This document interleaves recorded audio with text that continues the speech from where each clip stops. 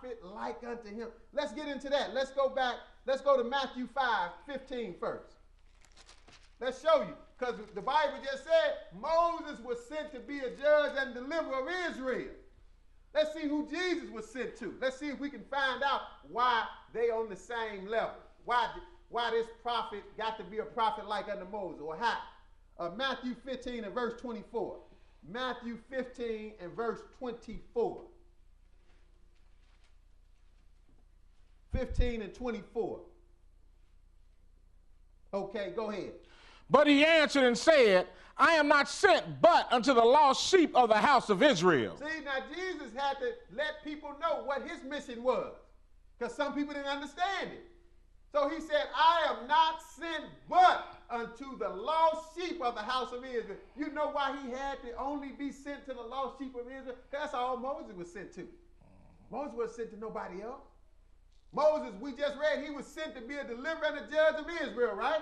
And he did bring Israel out. What Jesus said, he was only sent to Israel too. So that's one thing we can compare, right? That's one thing. But now we're going to go further. Go to Exodus 1. Exodus, the first chapter.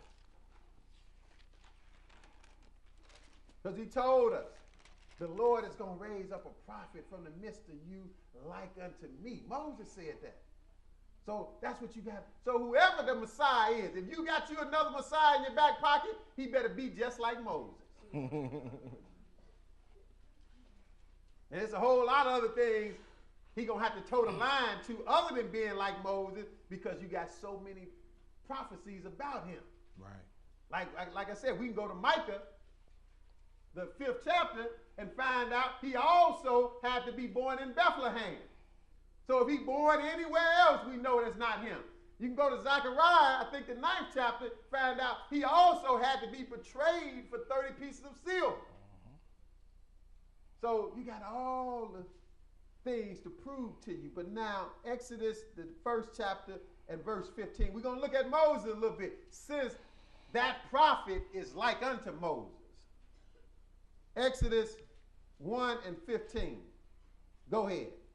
And the king of Egypt spake unto the Hebrew midwives, of which the name of one was Sapphira, and the name of the other Puah. And he said, when you do the office of the midwife to the Hebrew women, and see them upon the stools, if it be a son, then ye shall kill him. But if it be a daughter, then she shall live. Okay, this is the time when Moses is getting ready to be born. And it was an all-out assault on the Hebrew males, the Hebrew boys. Pharaoh is telling the midwives right here, which they're not going to listen to him because they got more sense than that. But he was trying to get the midwives to kill the boys.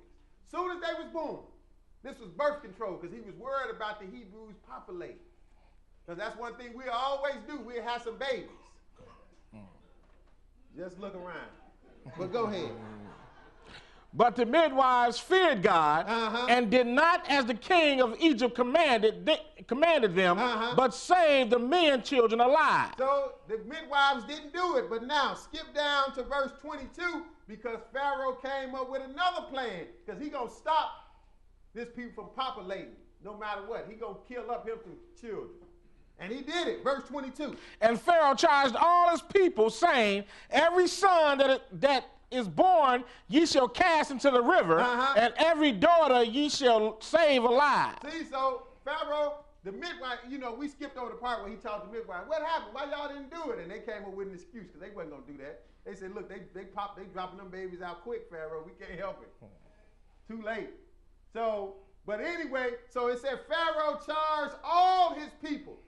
So he giving all the Egyptians authority to kill the Hebrew baby boys. He giving them all authority. Every son that is born ye shall cast into the river, and every daughter you shall save alive. Say, if they have a male, throw him into the river. That's some treachery, wasn't it? And they was doing it. They was killing all the Hebrew boys. Had to be rough for a sister to get pregnant and hoping she wasn't going to have no boy, because she knew what was going to happen. But now, let's go a little further. Go to, and then good thing they didn't have ultrasound back then. Because they'd have found out, oh, that's a boy, just cut him out. But now, go right into the second chapter, 2 and 1. So at least they had to wait till it was born. 2 and 1, go ahead. And there went a man of the house of Levi, and took a wife, a daughter of Levi. And the woman conceived and bare a son. And when she saw him that he was a goodly child, she hid him 3 months. Okay, so now these two Levites got together, male and female, and they had a son, who we gonna find out is Moses. Go ahead. And when she could not longer hide him, she took for him an ark of bulrushes and daubed it with slime and with pitch, and put the child therein, and she laid it in the flags by the river's brink. And his sister stood afar off to wit what would be done to him. Okay, so she tried to hide the baby as long as she could, but it wasn't going to work. So she said, look, I'm just going to cast him out and see what happens. So she put him in a basket. And Miriam was watching. Go ahead. And the daughter of Pharaoh came down to wash herself at the river. And her maidens walked along by the river's side. And when she saw the ark among the flags, she sent her maid to fetch it. And lo and behold, the Lord know how to protect you in any situation. Lo and behold, none other than Pharaoh's daughter came and saw the baby. And her heart gonna get touched by the baby. Go ahead. And when she had opened it, she saw the child, and behold, the babe wept. And she had compassion on him, and said, this is one of the Hebrews' children. And she knew it was one of the Hebrews' children. But still, you don't have, if you compassionate, it don't matter which one of the children. You know this baby out here floating on the river. So the Lord sent him right to the right person. Now she is Pharaoh's daughter, the one who gave the commandment to kill all the Hebrew boys. That's something then. Because now this Hebrew baby is going to get protection from the man's daughter. You know he didn't know, right? You know good and well he did not know, because he's trying to kill all of them, right? He would have had a fit with his daughter if he'd have known. I'm trying to kill all these boys. You going to bring one in the house? Daughter, what's wrong with you? He probably killed her. So he obviously didn't know. This lets you know that Pharaoh, Moses had to be black, because we know the Egyptians was black. But we're not dealing with that today. But it lets you know that. All the ancient artifacts show you that the Egyptians black. Moses couldn't have been living in Pharaoh's house looking nothing but just like Pharaoh. So he didn't know.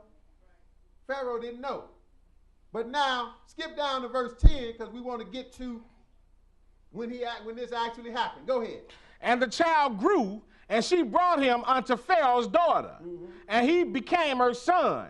And she called his name Moses, and she said, because I drew him out of the water. Okay, so now he grew up as Pharaoh's grandson, as his daughter's son. And now, but we saw the environment that Moses was born unto. That's where he even got the name, because it means drawn out the water.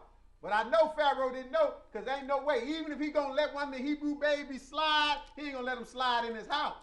Right. If he got that much hatred toward them, that he having them killed, thrown into the river. But now, let's go to Matthew, the 2nd chapter now. Matthew 2. And we're going to pick it up at verse 1. So now we just got a little gist of the environment when Moses was born. It was an all-out assault on the boys, the Hebrew males, Moses' age. All-out assault, right? Matter of fact, Moses seemed to be the only one that skated through the crack because of what we just read, what his mother did. But that was all from the Lord. Didn't have to hide him. Hid him right under Pharaoh's nose in Egypt. But now Matthew 2 and 1. Let's look at the environment when Jesus was born. Go ahead.